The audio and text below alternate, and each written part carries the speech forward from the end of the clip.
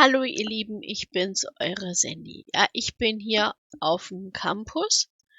Das ist auch eine Gore-Sim, wo alles erklärt wird über Gore, wo man sich informieren kann. Da gibt es, hier ist ein Teleporter zum Zoo, ne? Dann gibt es, wie ihr seht, hier eine Dance-Arena. Die Mappe, da springen wir mal hin, ne? Das ist hier die große Mappe. Und da ist zum größten Teil alle Städte und alles beschrieben. Ich habe mich mal ein bisschen informiert. Und zwar, die Bücher sind geschrieben worden von einem John Norman. Der hat das bisschen Gore-Fantasie geschrieben. Wie viele Bücher er jetzt wirklich geschrieben hat, ich glaube die ersten 4 Bände, soweit ich weiß, soweit ich mal was mitgekriegt habe.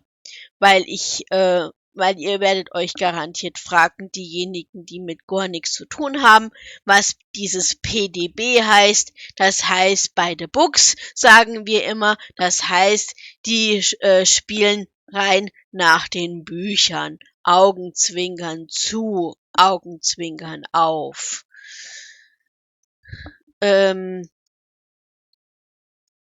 Sind wir doch mal irgendwie so ein bisschen ganz ehrlich unter uns. Ich habe aber nichts gesagt. Ja, zum größten Teil tut keine Sim, soweit ich weiß, nach den Büchern unbedingt spielen. Sie tun es ein bisschen einbringen, zu mischen und so weiter und so fort. Und der Unterschied ist zwischen dem Norden und zwischen Süden. Im Süden heißt der Dorfjall, den im Norden heißt er ja Jall, ne? Und der Oberwuderkumber, wie ich immer sage, und im Süden will der Oberwuderkumber,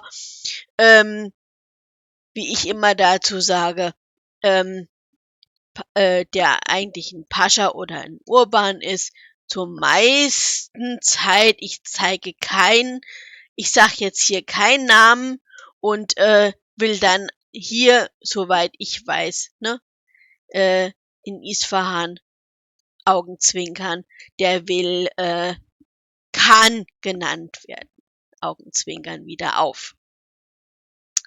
Ja, so, und was ist jetzt der Heimatstein?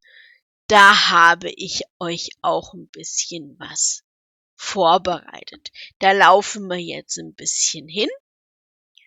Und da könnt ihr euch über jeden Fummel, sag ich jetzt mal, lustig gesprochen, über jeden Klecks könnt ihr euch, natürlich zum größten Teil ist es auf Englisch geschrieben und es ist ein Buchregal ist auf Deutsch. Ja, eine Bücherwand ist auf Deutsch. Das dauert ein bisschen, bis man von der Karte, wo die Karte ist, dahin gelaufen ist. Deshalb quatsche ich jetzt einfach mal so ein bisschen drauf los. Ihr sollt ja nicht, während ich dahin laufe, ein bisschen einschlafen. Und ich bedanke mich natürlich über jeden Kommentar, sei es über SL, sei es unter meinen Videos oder sei es sonst wo. Discord, wie auch immer.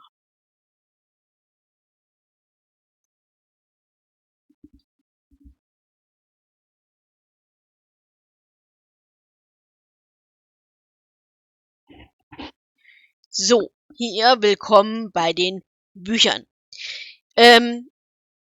Hier ist alles beschrieben, ne? Ihr könnt ja euch mal hier, ne, zum Beispiel Notizkarten rausziehen und ja, ihr habt zu tun. Ich habe hier vor paar einem Jahr oder wann es auch immer ist, ich weiß es gerade nicht auswendig, habe ich ja mal ein Video gemacht über die 4 Palmen.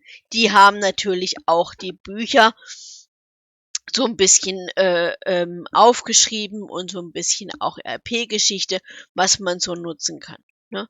Hier ist es ein bisschen auf Russisch, hier ist es auf Italienisch, hier ist es auf Spanier, ne? Und hier ist es auf German, auf Deutsch. Ne? Und es geht ja heute um den Heimatstein. Da habe ich mir hier schon Notizkarten rausgesucht. Hier Kasten, Heimatstein und so weiter und so fort. Ne? Und da könnt ihr euch belesen, was der Heimatstein beinhaltet und so weiter und so fort.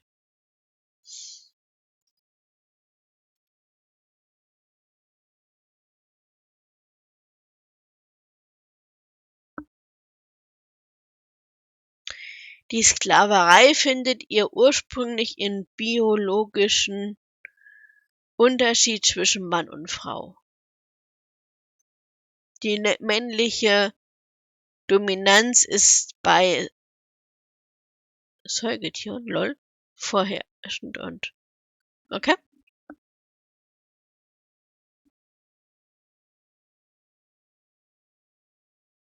Natürlich wissen wir auch, ne, oder soweit ich weiß, ist natürlich eine Sklavin, die weiß ist, mehr wert als wie eine, die schon Rotseide ist.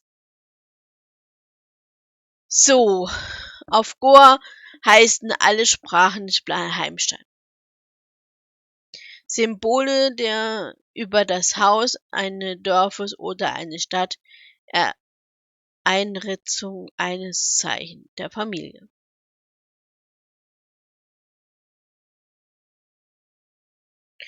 Mitten des Hauses, Marktplatz, Dorfplatz, Spitze des hohen Turmes. Also da soll der Heimatstein immer vorhanden sein.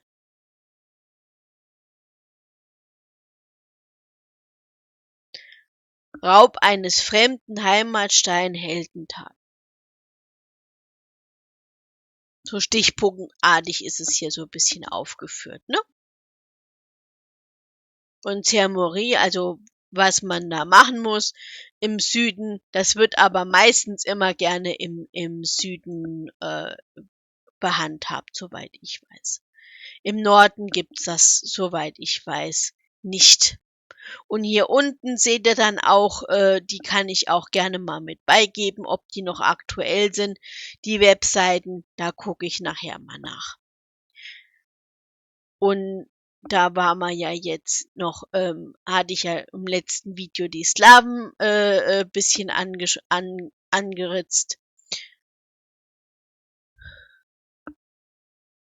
Ne? Sklavinnen werden in 2 Hauptgruppen eingeteilt, weiße oder rote Seide. Weiße Seide bedeutet ganz einfach, dass das Mädchen Jungfrauen sind. Und rote Seide, da sie das nicht sind. Also die waren schon mal im Badehaus mit dem Jal, ne? Um es bisschen, ne? Die haben den da schon mal ein bisschen gebadet. Ne? Die Farbe der Seide lässt keinen Rückschluss auf ihre zu. Eine weißendes Mädchen kann eine voll ausgebildete Lustsklavin sein, während eine rote Seide eine frische, von der Erde eingeführte Barbarin sein kann, die nicht einmalig Koranisch spricht. Keiner der anderen Seidenfarben ist auf Goa irgendeine Bedeutung.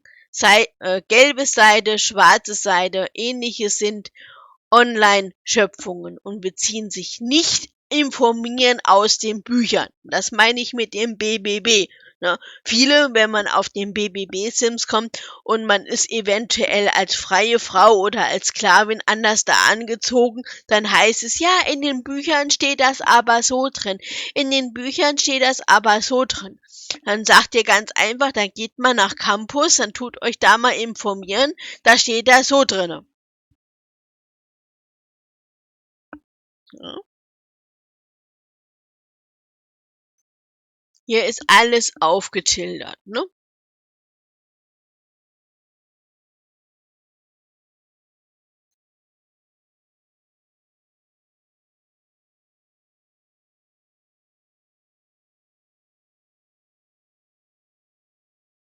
Was haben wir denn hier schon für ein schönes Bildchen? Ach so, okay.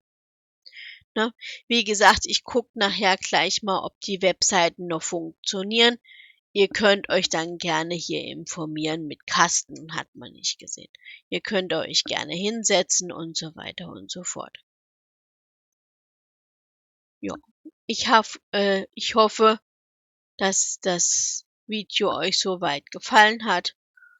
Und wie gesagt, auf den Heimatstein schwören ist in der Hinsicht damit gesagt im Süden hauptsächlich hier zum Beispiel auf eine Statue oder was weiß ich, was der äh, Urban oder was auch immer, der Khan oder was auch immer, wie er genannt werden möchte, als Heimatstein ähm, bezeichnen möchte.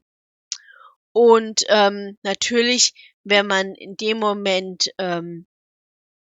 man kann, nach meinem Bemessen, man möge mich korrigieren, auch in eine andere Stadt dann umziehen, aber dann muss man irgendwie, was weiß ich, glaube abdanken oder was von Heimatstein. So genau auf dem Heimatstein, wie das alles so funktioniert, ähm, weiß ich natürlich nicht. Und so kleiner Information zum Schluss dem Video. Ähm, mit dem Jar, wo ich in Goa unterwegs bin, das ist nicht mit Sandy, das ist mit jemand anders, da habe ich auf die Stadt geschworen, auf den Heimatstein. Das heißt, ich bin in der Stadt, bin ich gebunden mit dem Jar. Ihr wisst garantiert schon, einige von euch, und die anderen sage ich immer, viel Spaß beim Suchen. Ich sage den Namen nicht, weil ich möchte, auf Deutsch gesagt, in Goa meine Ruhe haben. Und auf jeden Fall, ne? Und auch nicht da erkannt werden, dass es heißt, du bist ja die und die. Ihr kennt das Gemälde, ne? Was es in Second Life gibt. Und ihr seht sowieso, ich tue noch den alten Viva nutzen, weil ich sag, der alte Viva tut's auch noch. Ich muss nicht unbedingt den neuen haben. Also, wie gesagt, klicken, machen, tun, ihr wisst Bescheid, ne? Kommentare, abonnieren, wenn ihr wollt und so weiter und so fort. Ne? Und wenn dann Google soweit ist, tue ich das dann auch ähm, versuchen automatisch zu übersetzen auf Englisch. Also, bis dahin, eure Sandy.